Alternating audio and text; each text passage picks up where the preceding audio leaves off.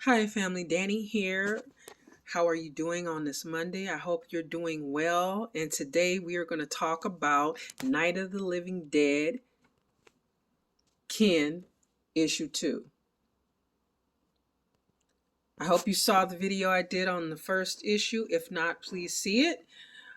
Give it a look see. And I'm really enjoying this comic. I love the fact that on the title page of each issue so far, we've gotten a shout out to George Romero because where would the zombie genre be without George Romero? I mean, look at all that we've had: 28 Days, 28 Days Later, Zombieland, iZombie, Walking Dead, Train to Busan.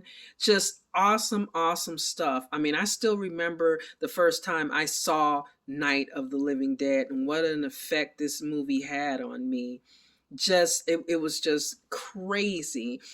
And it's, if you haven't seen it, you should. You should.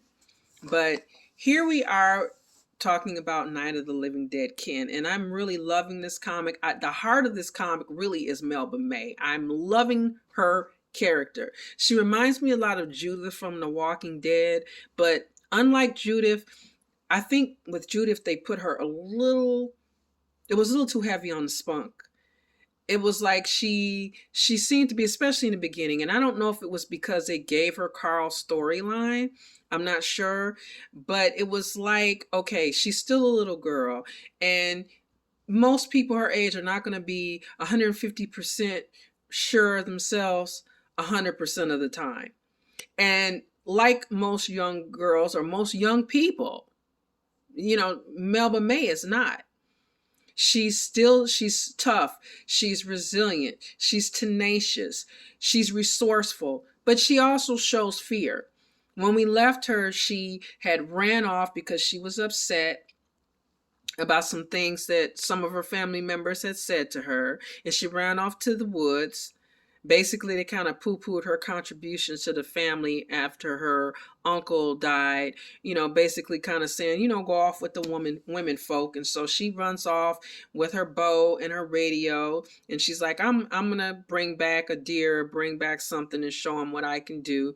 Meanwhile, as the radio, which is, I love how the radio is our narrator in this story. The radio is telling us, what's going on, that these people have basically gone bonkers. They're become flesh-eating zombies, and she's not really listening to this because she's upset. And so all this is going on in the first issue, and as she is sitting there kind of in her own thoughts, in her own space, she meets Uncle Berg, and which is quite a surprise because Uncle Berg is not alive anymore. So and here he is right in front of her chasing her. So, and her father and her brother decide to go off and look for her, of course. And so as we left the last issue, all this is going on. She's trapped in this tree fighting Uncle Berg, and her father and brother are looking for her. All this is going on simultaneously. And as I said, she's scared, she's frightened, but we see all of these emotions come through with her. And at one point she actually kind of says, I give up. I give up, just do it. I'm tired of fighting. But even though she says that, she doesn't actually give up. She doesn't. And all this is going on, like I said, while her family is out searching for her. And it gives us this feeling of excitement, of like, what's going to happen? How is this going to work out? And that is, the art in this is also good. I like the way they drew it. I like the way they wrote it. And as she is fighting and having this struggle within herself, she does wind up kind of getting away.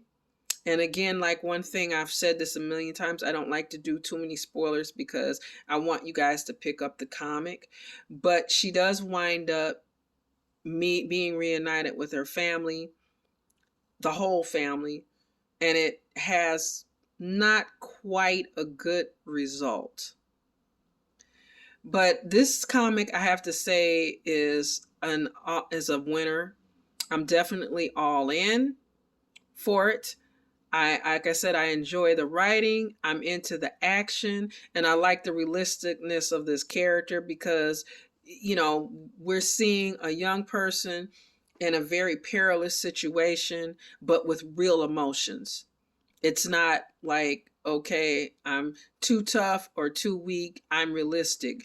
The reactions that she has, I could see myself, and I think anybody could see themselves having these reactions, going back and forth between anger, confusion. Like, how is this happening? How is this person whom passed away still alive and now chasing me?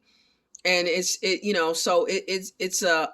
a crazy situation, so to speak, but the reaction to it is what you would expect on any, most human beings to have.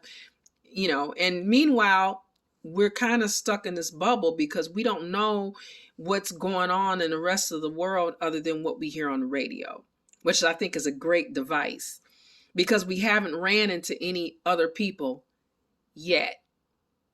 We're in this bubble of Melba May and Melba May's family. So we really don't know we know it's bad from the radio, but we don't know how bad it is.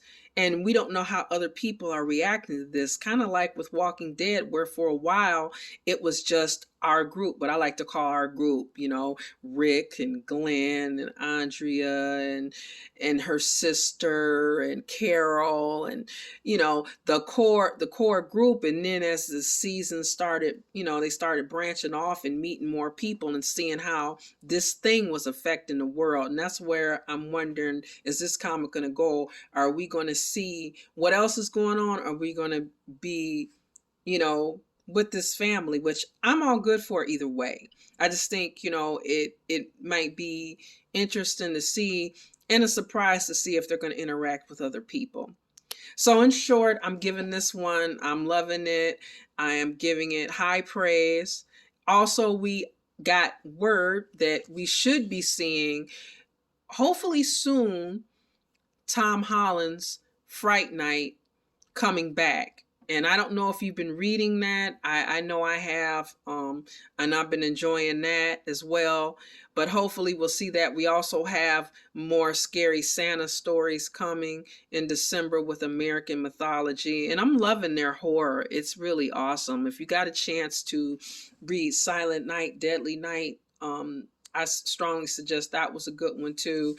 But The Scary Christmas, as we see on the back here, is something to look forward to in December.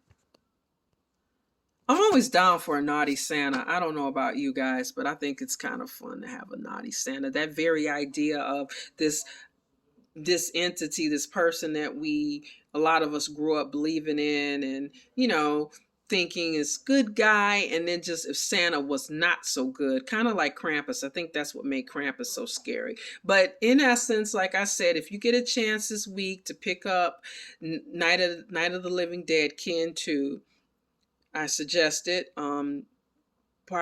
Issue 1 is still out there. And enjoy your Monday fun day, as I like to call it. And stay spooky. Also, if you're into horror, Astronomicon is coming in Michigan next year. I'm looking forward to that. I know I'll be there. Maybe I'll see some of you guys there. I'm really excited. Kane Hodder is going to be there. Tony Todd is going to be there. Adam Green from Hatchet. I love the Hatchet movies. So there's a lot of good stuff coming out of the pike. So enjoy your Monday and love you guys. Bye.